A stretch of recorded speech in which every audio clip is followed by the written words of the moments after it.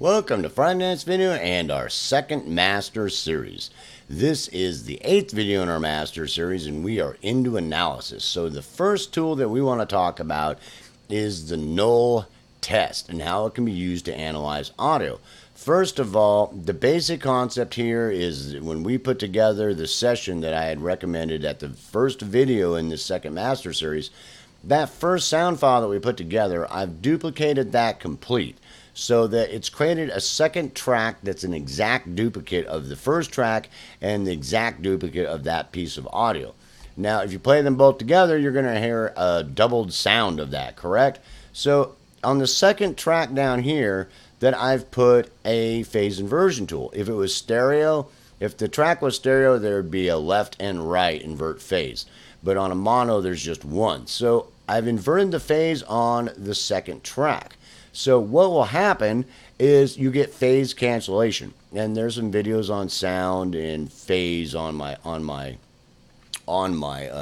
channel here that for you to look into that a little bit. But it basically an exact reversal of phase, which causes phase cancellation. So what happens is now with both those tracks live and going and hot, and I push play, you're seeing sound here, but you're hearing nothing.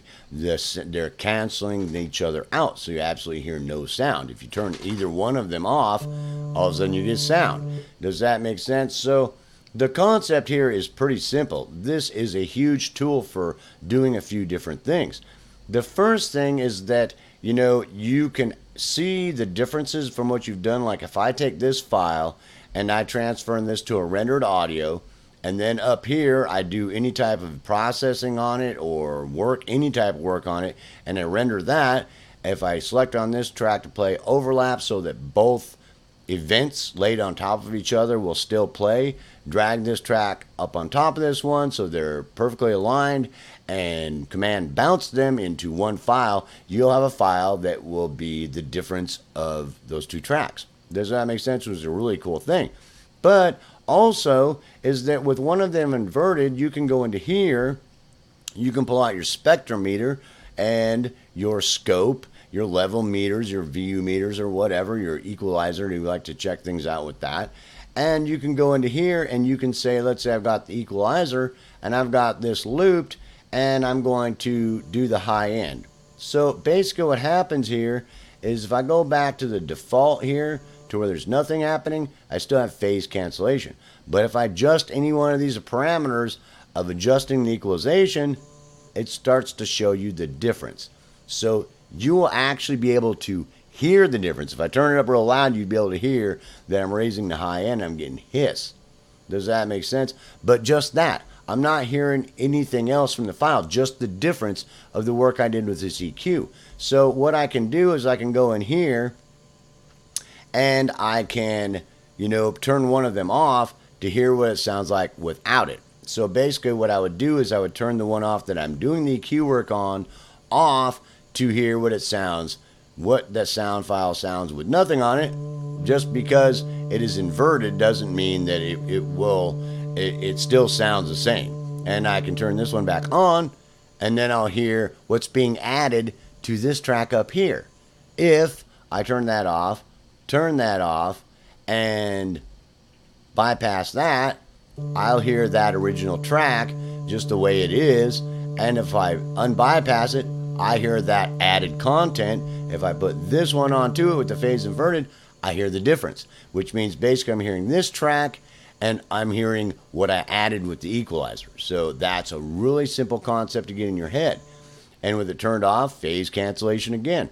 You can do that with your reverbs. You can turn on your reverb and say, I've got it at 0, phase cancellation. I start adding it in. No matter how much I hear, I'm going to be able to hear exactly what I'm adding in. And with my meters, I can visualize what's being added in on top of this original file with the effect. You can do that with distortions, or even choruses. Choruses are a really cool one to actually hear the effect, because you can actually turn on the chorus, turn that off, the mix to 0, start bringing it in, and you can hear nothing but chorus, like it's a 100% mix of just what you're adding on top of this other file, this first file here. Does that make sense? and you turn it off, you hear the original one by just the one that's inverted. Turn it back on, you hear the difference. Turn this one off down here, and you hear this file with that audio and the chorus. So it's a really cool concept to, especially to any level, to really be able to hear what your processing is doing. So whether they're effects or processors like equalization and reverb, your basic meat and potatoes processors, or effects processors, you can actually hear the difference and visualize the difference. Because if I go in here and I go, okay, I want to see what this chorus is doing, you know, what exactly is the chorus doing? Or the equalizer, what exactly am I adding into there? If I go in here and look at my equalizer and I go, okay, I'm hearing it and I'm visualizing what the equalizer is adding into it, and I can also look on the scope. Does that make sense? So I can see real minute differences, and I can zoom in to see that's the higher end stuff that looks all distorted, that higher end, upper end hiss. That's exactly what it's adding into it. Then really get into, you know, micro analyzing exactly what is getting added into your tracks to really get good at seeing what's going on with your audio. It's a really cool trick to really help you, you know, get your stuff to the next level. Now, besides that, anything you can do in your DAW will show up also. Anything work you've done to your DAW, as long as it's rendered in the comparison, that it will. I mean, it's phenomenal for being able to analyze audio and the differences of it when you're doing things. So it's really cool. And also, I've got 2 other copies here of this one's of a stereo file, and this is a duplicated stereo file. And if I play them together, one of them, you can hear it, phase cancellation, if I got them both going, because I've got that phase cancellation tool on the one down below, inverted the left and the right. And on the upper one, I can go up here and say, you know, say you've got a processor that's, you know, stereo field work, that you want to go, well, what's happening when I work on the stereo field, you know, here. And you can actually visualize, you know, how much it's adding in to when you're using different parameters. You'll be able to hear that it's trying to widen the stereo field, but where? You'll be able to visualize it, you'll be able to hear it really well, the difference from it. And, or, you know, in whatever areas, whatever tools that you have, you know, this one's from, this is an ozone tool, so it's doing in these spectrum areas. And you can see what it's adding in there to add more stereo field to it. Does that make sense? And you can do the same thing with just about any of your tools. Your mid-sides, things like that. Any tools you can use that with. So, I mean, it's just phenomenal what all it can do. And lastly, this is really awesome. This right here, I've got, if you look at this, I'll turn off this loop thing really quick, or I'll bring it out here. This is a song that I've mastered. Okay, so basically what I have is this mastered song, right? So this mastered song is playing along. You can hear it. If this is the mastered wave file, and this is the mastered MP3 I'm working on. If you go back and watch that master series, you have a bit better understanding of mastering. So you kind of have to go through that. We're not going over that. But when we're going through that comparison that we talked about when we were mastering, I can put that master wave on this up here. Down here, I can, on this master wave file, I can put that phase inversion tool on it. And on the second one, when I play them both together, what I hear is the difference. So now I can sit here and go, what is the difference between my mastered file that I made when I'm doing my mastering and the master MP3 I'm making? And while you're doing all your adjustments and the work that I talked about, you can actually go in there and visualize this is the difference coming through. And you can blow it up to micro analyze it. This is the stuff that's coming through that's different. Does that make sense? With any of your meters, your phase meters, you can check out, you know, all the differences between those two files, which is just too cool, because then you can really micro analyze what is happening. And you can go through that same process as you're trying to go through that process that we talked about when we're trying to make that MP3 as close to that master wave file we made. You can start adjusting it here to try to get it as close. It can be another extra tool to help you get that mastered MP3 as close to that master wave file as possible for distribution. Does that make sense? It's a really cool tool.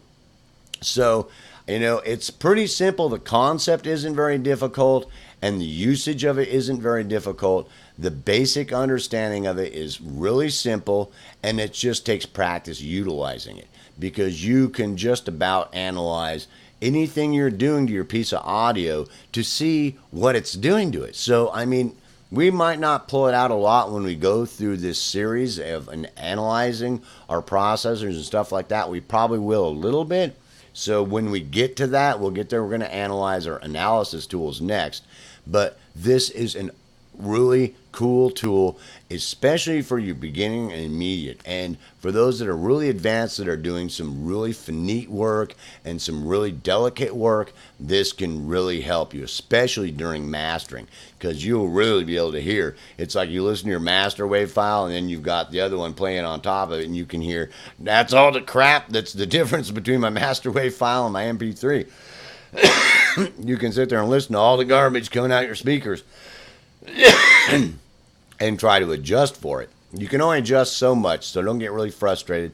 The more you understand that, the better you'll get at it. But it's another tool to help you to really analyze audio, to see what's going on. And especially for those who are new to sound, that aren't really as familiar with it, it can really help you to really dig in. And as we're going through things, to really, for you to spot the differences of what's going on. What exactly is it adding to the audio? When I do this, that, the other thing, whatever, what's it doing to it? How do I see what the heck is it? I can listen to it. How do I listen to it and be able to isolate it and hear it clearly? And how do I isolate the difference of it, so that I can sit there and, do the process that I talked about, to really be able to hear differences of what you're doing, to do some really, micro work to help make you that virtuoso master audio engineer that you're wanting to be. So it's a really cool tool, and I really suggest you experiment with it. It takes some time getting used to it, so that you can use it well, and so that, it can help give you the results you want.